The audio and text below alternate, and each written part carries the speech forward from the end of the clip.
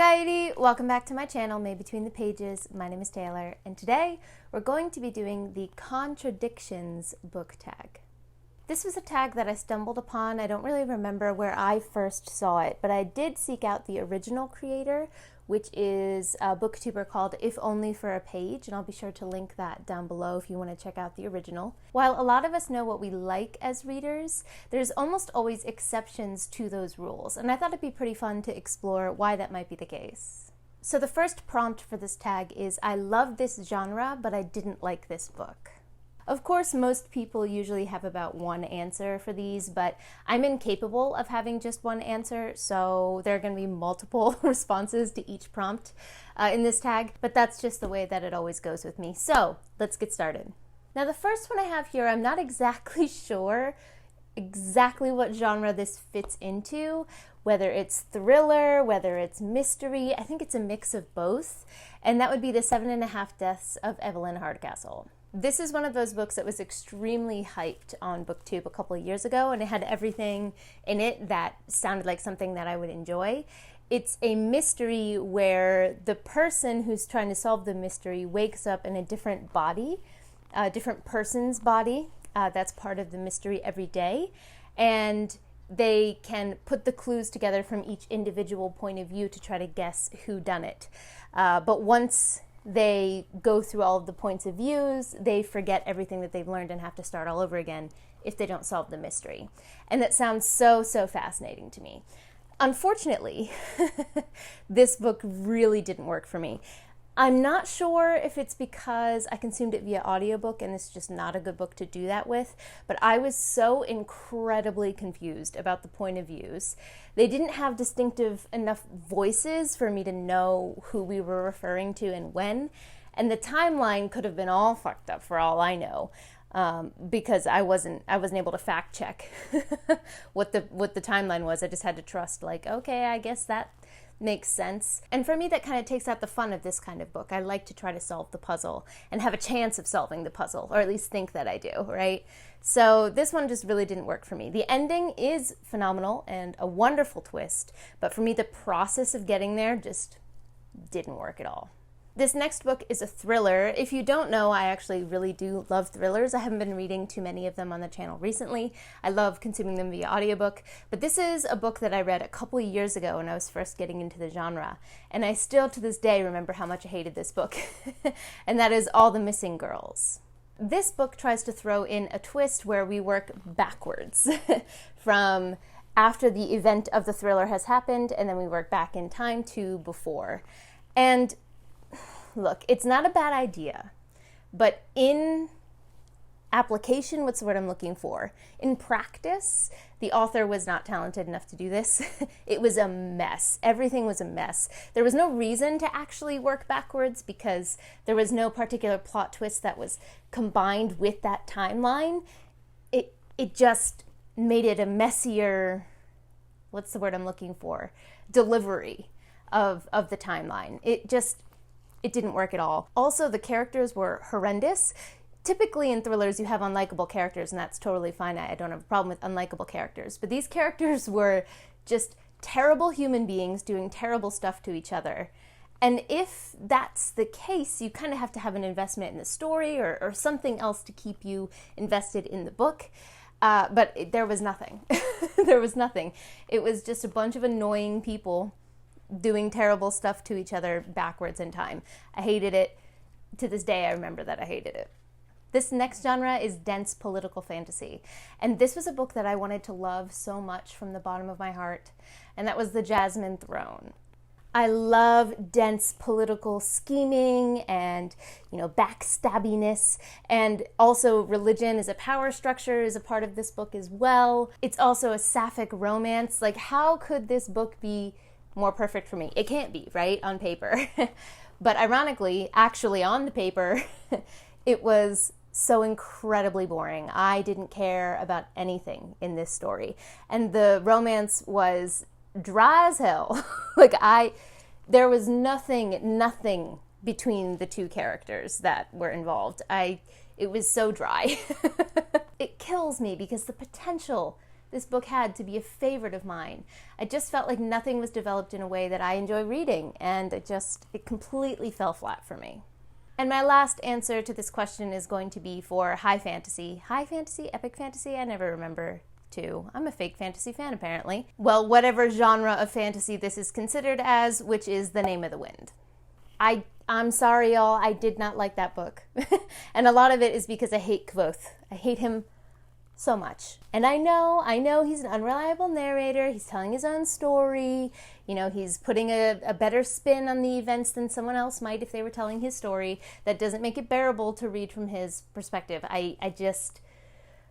Gosh, that book, yeah, I really didn't like it. I mean, the writing was good, you know, that's one of the things that we often hear is that the prose is really good in that book, but it didn't strike me as incredible. I also wasn't engaged in the magic system at all. Something about the way that it was presented was dull to me. It didn't pull me in. I'm not curious about the mysteries of it. I don't like The Name of the Wind. Sorry to say. Maybe saying I don't like is a little bit harsh. I don't care about The Name of the Wind. Let's put it that way. I have zero interest in continuing whether the series gets finished or not. It's just one of those series that I don't get the hype for. Prompt number 2 is I rarely read this genre, but I loved this book. The first two are going to be from the same genre, which is historical fiction.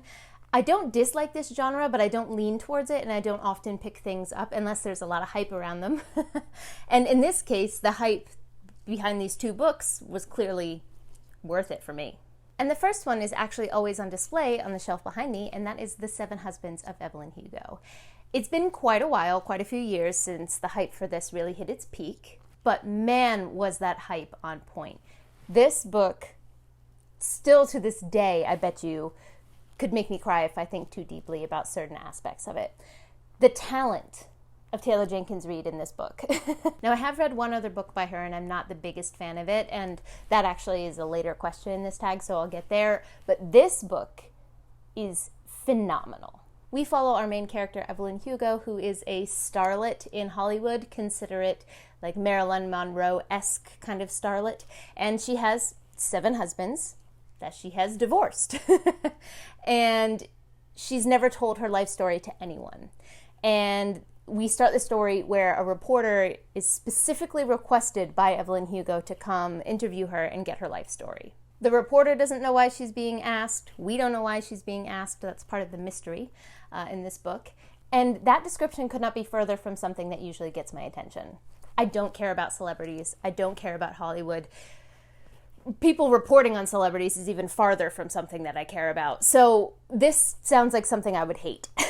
But the talent, I'm telling you, this book is incredible. Even if it doesn't sound like something you would enjoy, I highly, highly recommend this book. The twists at the end and just the finale of it leaves you feeling so bittersweet, happy and sad and just crushed in the best way. The next 2 answers for this prompt are both part of the heavy-hitting contemporary genre. Now, this is a genre that I found out that I do enjoy, but I don't, again, reach for it a lot. But these are 2 of the books that showed me that I can enjoy this brand of contemporary, because contemporary books in general just don't pull me in, like contemporary romance and stuff. They're not for me, I don't think, especially with like high school or college level contemporary books. I don't care. But these 2 books were pivotal in showing me that I can really get into the hard-hitting contemporary that really, digs into certain issues. And that would be Monday's Not Coming and Grown, both by Tiffany D. Jackson.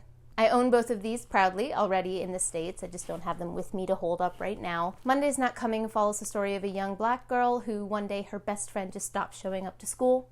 No one knows why, and no one seems to care. And she goes down the rabbit hole of trying to figure out what happened to her best friend because no one else seems to be willing to help her. And the twist at the end of this is heartbreaking, but so masterfully done. I would really like to reread this book knowing what the end is and seeing all the little plot points that Jackson puts in throughout as foreshadowing for the end of this book, because it's incredible. It's heart-rending, but it's incredibly done. same exact heavy impact and vibes for Grown. We follow our main character who dreams of being a singer, and then one day at a talent show she gets scouted or picked up by a very famous singer, and he kind of takes her under his wing. But then we find out kind of at the same time that she finds out that maybe this singer doesn't have her best interests at heart. It's extremely heavy, so beware going into this, but it very much gives R. Kelly vibes. And I'm not sure if Jackson has ever said that that was a direct correlation or connection for this book, but when I read it, that's what I think of. And the character work done here is just incredible. You care so much for our main character, and you feel her trials and tribulations as your own. I love that book.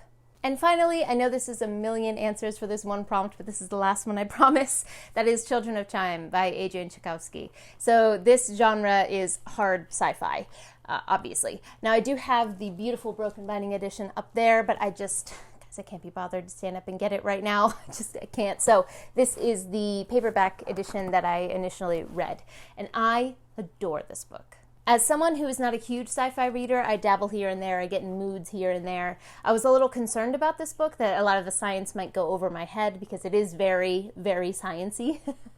But the concepts and the ideas and the way they're portrayed in this book is so engaging that it makes a reader want to understand those ideas in a way that other books might have it kind of going over your head. I was so intrigued and invested in how evolutionary science would apply to sentient spiders like Portia that I was willing to do the mental work to pay attention to the sciencey areas. I wanted to know how that applied. So I think that was just wonderfully done. And even though I am in no way well-read in the hard sci-fi genre, I can see what the hype about this book is, and I really enjoyed the second book in the series as well.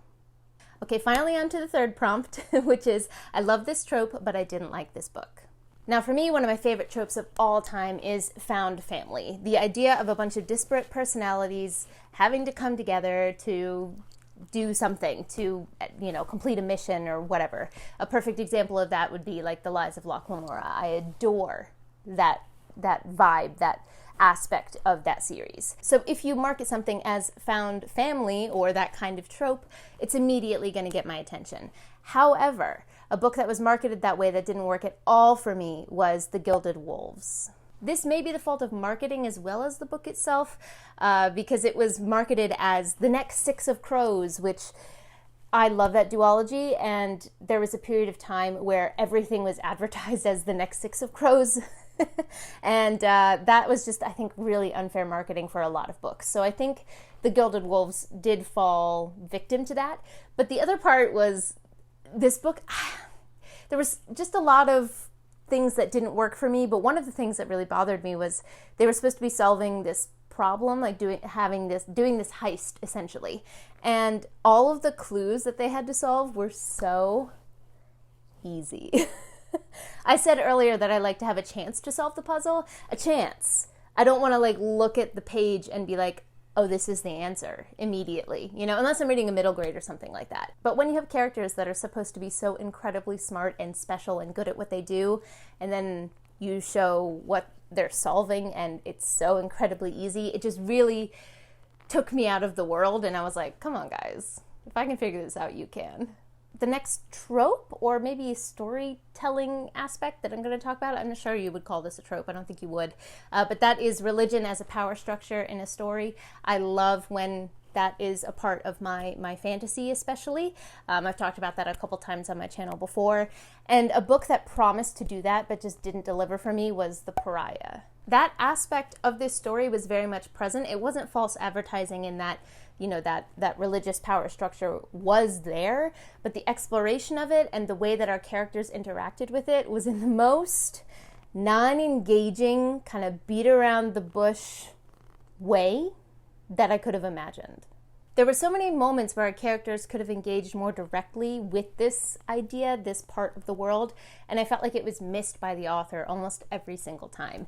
And it got to the point where I finished the book, but I didn't actually care about the ending. I wanted to know the ending of the book, but I didn't actually care what that ending was, if that makes sense, because I wasn't invested in the characters or anything really about the story at all by the end. So unfortunately, that one just didn't work for me, but I do know quite a few people that it did work for, so maybe I'm just in the minority here. And the last book for this trope prompt is going to be The Silence of the Girls. This is a feminist retelling of history. Now, this is something that I usually adore. You can see Cersei behind me. It's usually prominently on display. But this particular book was supposed to show the lives of the women that weren't talked about in the story of Achilles, right? And in the Trojan War. And I was so intrigued because, yeah, that story does always center around Achilles. However, one of the plot points in this book was Achilles. And it took up a lot of page time. And I was like, wait, I've already heard this story a million times from his perspective. Why am I getting his perspective when this is marketed as the women that we usually don't see that are in this story? And that just threw me off completely. And then the women in the story, not that they have to, be like, rah, rah, we love each other. Like, give me cutthroat bitches, that's fine.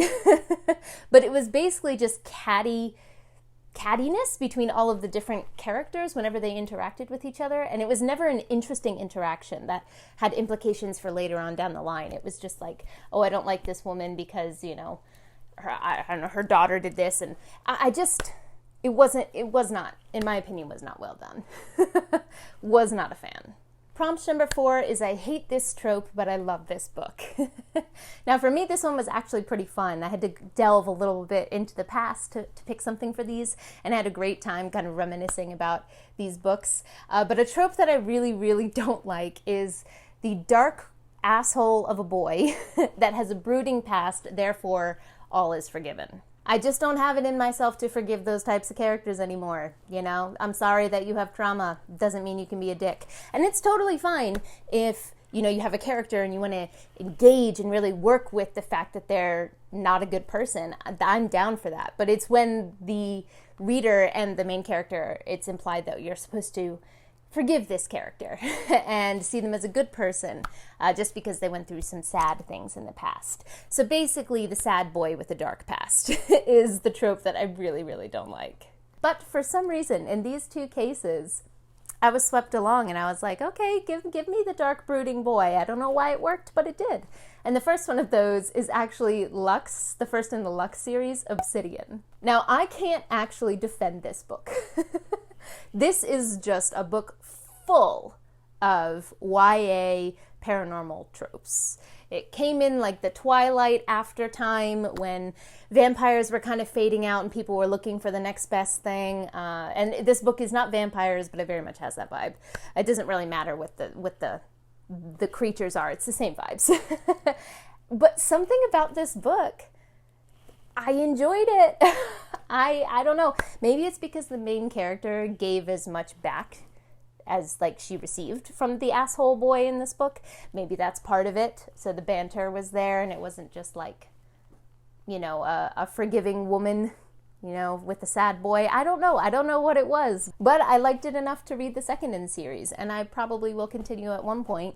Maybe after, having a baby and I just don't have time for thoughts in my brain, maybe I'll continue with this series after, because after looking through my Goodreads to find an answer to this question, I was like, oh, I forgot about that series. That might be fun to pick up again. So clearly I enjoyed it. Now, there's another one I do think that I can defend a little bit, and that is The Kiss of Deception, which is the first book in why can I never remember the name of the series? The Remnant Chronicles, there we go, by Mary E. Pearson. In The Kiss of Deception, we follow our main character, who's a princess who runs away when she's told that she's going to be married off, basically a political marriage. She runs away, and then 2 boys are sent after her. One is an assassin and one is the prince that she was supposed to marry. And as you're reading, you don't know which one is which, essentially. So you may end up rooting for or caring more for the assassin rather than the prince, and they may end up killing the main character in the end. You just don't know. And I liked that mystery and that kind of twist on that. But one of the boys is very much dark boy with a sad past. But with everything else going on in the story and the way that it expands in the second and third book, the way that you see the world expand and the themes that Pearson is talking about, it's not just this little love triangle, with the sad boy. And so for me, I think that this series is definitely worth picking up, even nowadays. But the trope ended up working for me because there was so much else going on. Prompt number 5 is I love this author, but I didn't like this book. So I'll start by going off of what I said earlier, which is The Seven Husbands of Evelyn Hugo by Taylor Jenkins Reid. I adore that book. And then after that, I read Daisy Jones and the Six, which is also incredibly popular. So I'm definitely very much in the minority with this opinion, but I did not like that book. I said that I don't care about celebrities or musicians or basically their personal lives. But because Seven Husbands of Evelyn Hugo worked so well for me, I thought, well, maybe with Reid's writing, it'll work for me again with Daisy Jones and the Six, because we're essentially following someone interviewing this band in the present, talking about their past and like all the drama that happened in their past. I could not have given one shit about anyone in that book. I did not care. I listened to the entire audiobook waiting to care, but it just never clicked for me. It never clicked. And I don't know why, because it's the same author. So I have no explanation, but yeah, nope, Daisy Jones and the Six, not for me. The next one here breaks my heart because the first book in this series is one of my favorite YA books I've ever read. And that first book is Raybearer. I will sing the praises of that book until the day that I die. But its sequel by Jordan Ifueko, same author obviously, Redemptor. This was not it. I even got the special edition from Illumicrate. That's how much I love Raybearer. I got the matching set. But this one, yeah, nope. This is one of those times where I can firmly say that this should have been a trilogy, not a duology. Because the ideas were all here, but it was so rushed that we missed the slow build character work and all of the little, like, I don't know, sprinkle of magic that was put into Raybearer. And it kills me because I could see what this book could have been if it had more time to get where it needed to go. It's a really good time for Siren. Hopefully that's far enough away that it's not too annoying now. But I loved Raybearer and Ifueko's writing so much that I do think I would read more from her, despite the fact that this one really disappointed me. And the last one for this prompt is going to be Middle Game by Seanan McGuire. I adore the Wayward Children series by Seanan McGuire. I also love Into the Drowning Deep by her, which is written under her other pen name Mira Grant, also on the top of my shelf there, too far away to get. Wow, more sirens. There's an emergency somewhere. So I love Seanan McGuire and Mira Grant, whatever pen name she's writing under. I love her writing, but Middle Game, that book is all vibes, no plot. Like that, she had a vibe that she wanted to get on the page, and she got that vibe, I think. I really do think that she got that, but there's no other substance to it, for me, personally. I know a lot of people who love this book, so again, as I've said a couple times in this video, I do think I'm in the minority here, but Middle Game I was confused, I was lost, I was not engaged. And I'm kind of surprised that I finished it, honestly. All I remember from this book is we follow two main characters, Roger and Dodger, which, first off, the names, Roger and Dodger, doesn't work for me. But they're twins who get separated. I don't think it's at birth, but they get separated when they're really young. But it turns out that they were made via alchemy or something like that by some evil doctor who wants to do something with the alchemy. See, it's still really not very clear. It's all vibes. But I know that one of them, either Roger or Dodger, is like really good at math and stuff, and the other one's really good at languages. So they're like two halves of a whole. And that's all I remember about the book. At one point, a house falls apart. I don't know. Didn't work. If it worked for you, I'm happy, but I'm just going to read all the other series by McGuire and leave that one alone. Prompt number 6 is I previously disliked a book by this author, but I loved this book. The first one of these for me is actually going to be Charlotte Bronte. One of the first books I ever read from her was Jane Eyre. And there are incredible things about that book that still stick with me, and I can see why so many people love it. But for me personally, I could not get over that ending. How much I hate that ending. If you've read it, you know. It just ruined the book for me. It really, really did. Which is a shame because there's so much else in that book that I really enjoy. But with that bad taste in my mouth, I also ended up reading other books by Bronte. I was taking a Victorian literature class, and I adore both Villette and Shirley by her. So, and I read those after Jane Eyre. So I would say that this definitely fits that prompt where, yeah, Jane Eyre did not do it for me, but the other books that I read after that are later in Charlotte Bronte's career, just loved them. I kept saying that it's not worth it to get up and get books on my top shelf, but for these ones I am going to get them down because it's been a long time since I've been able to show them, so bear with me here. So this author is Leigh Bardugo. I first read, I think I tried to read Shadow and Bone by her, and hated it. I hated it. I did later go on to read that whole series, and I'll explain why in a minute, but I think I tried the first book, Shadow and Bone, in her first trilogy first, and hated it. And I was like, okay, so this is something that a lot of people love, maybe it's just not for me. But then in my library in Japan, there was a short story collection by her, The Language of Thorns, and I figured, why not pick this up and give it a shot? It's at my library, it's free, I'll give this author another shot. And I adore this book. This is basically what Grimm's fairy tales would be in the Grishaverse, in the world that she created. So these are the stories that the students, not the students, these are the stories that the kids would be told when they were young. First off, it's gorgeous. Hold on. Just take the thing off. This is the naked hardcover. It's gorgeous. And then inside, as the story progresses, the outer borders progress until in the end you get a full picture. It's absolutely beautiful, and it's such a good reading experience in and of itself. But I loved her writing here, and I was like, okay, well, you know what? If I love that much, let me try, the one that gets tons of praises all the time, and that is the Six of Crows duology. Six of Crows and Crooked Kingdom. Now, if you can't tell from the fact that I have special editions of these, I adore these books. They're worth all the hype, in my opinion. I think they're fantastic. Talk about found family that gets in your heart.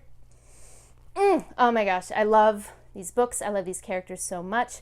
Basically, we follow a ragtag group of people who have to pull off a heist in this series. And I have reread these probably 3 times now, and I will continue to reread them throughout my life. Same thing with Language of Thorns. So I love this duology and this book specifically by Leigh Bardugo.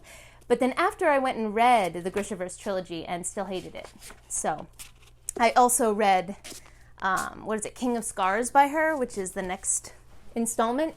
Really didn't like that either. So I have this one little set of Leigh Bardugo works that I really enjoy, and I don't like anything before or after. So I don't know what that says about me, but there's that. I'm sorry that this tag video is taking so long. Usually, tags are really quick, but like I said, I really like engaging with this idea. So we only have 2 more prompts. Prompt number 7 is, I like this cover, but I didn't like the book. Now, the first one of these is going to be no surprise to anyone who's seen my rant review about this book, but that is House of Sky and Breath. I had to look at the name. I forgot about it for a second. I forgot what it was. By Miss Mass.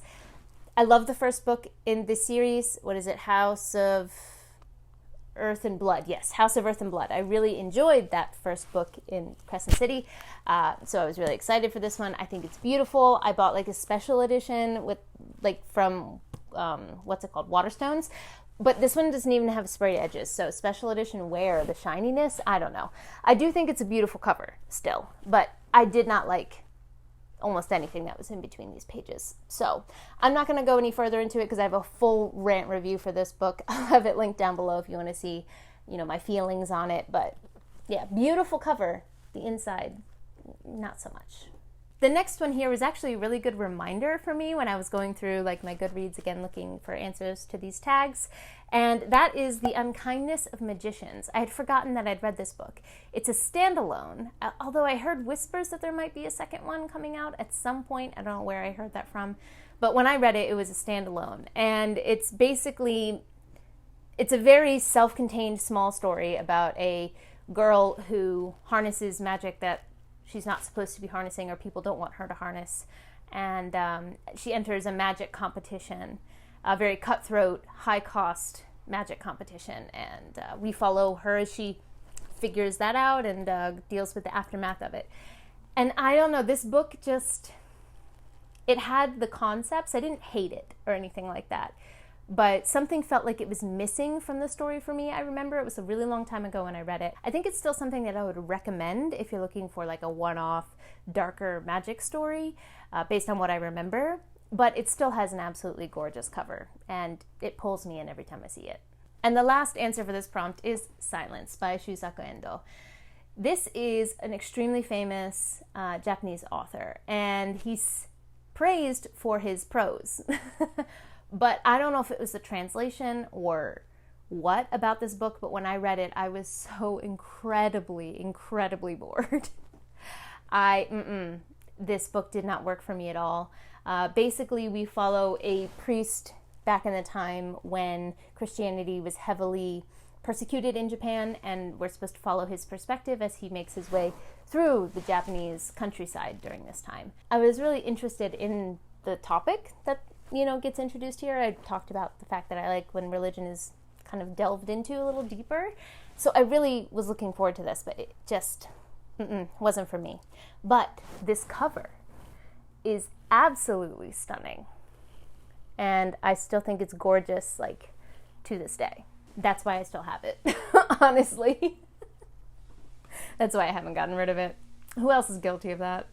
And the last prompt is, I don't like this cover, but I like this book. The first one I'm going to talk about here is one I recently talked about on my channel, and that is Small Miracles by Olivia Atwater. This is a SPIFBO finalist, and we have already released our review on Before We Go blog, so I did talk about this in my most recent wrap-up. I love this book, and that's why I have a physical copy of it, but this cover is just... Nothing about this is gripping. Nothing about this pulls me in. If I didn't already know that I loved it, I would not have purchased this at all. The inside is phenomenal. I love this book, but I would not pick this up off the shelves if I saw it. It's an extremely bland cover. If you want to hear more about my in-depth thoughts about this book and my praise for it, go check out my most recent wrap-up. And the last answer for this prompt and this tag as a whole is going to be the Broken Earth trilogy by N.K. Jemisin. So the 5th season is the one that, is the first one in the series, so that cover is not good. But I don't have it with me right now. Right now I'm reading The Obelisk Gate, which is the second one in the series, and look at that. It's kind of the same issue as Small Miracles. Like, it's so attention grabbing. That's not a word, but you get what I'm saying. Like, you would just walk past this on the shelf and be like, meh. Like, it doesn't grab your attention, doesn't tell you anything about what the series is about. It's so bland. I know that if Deidre's watching this from the Only Good Book Club, this is going to trigger her, but she feels the same way, and I 100% agree. Like, this series is so good. I'm reading this book right now, and I cannot put it down for the life of me. It's incredible, and the first book was also amazing. The entire series won Hugos, so I'm not saying anything new here, but you would think with something as critically acclaimed as this series, we would have another cover that is not this. They did Jemisin dirty. They really did. So that concludes my longer than expected contradictions tag, but I would love to hear your answers either down in the comments down below, or if you're a fellow booktuber. I know with tags you're actually supposed to tag people and have people do it, but right now I can't think of anyone to tag, so I will tag people in the description box down below. But also, if you're watching, consider yourself tagged. I would love to see your answers to these questions. Don't forget to like, subscribe, and click that bell. I'd love to have you as part of this community, and I appreciate it. But for now, I'm gonna head out. Ja ne!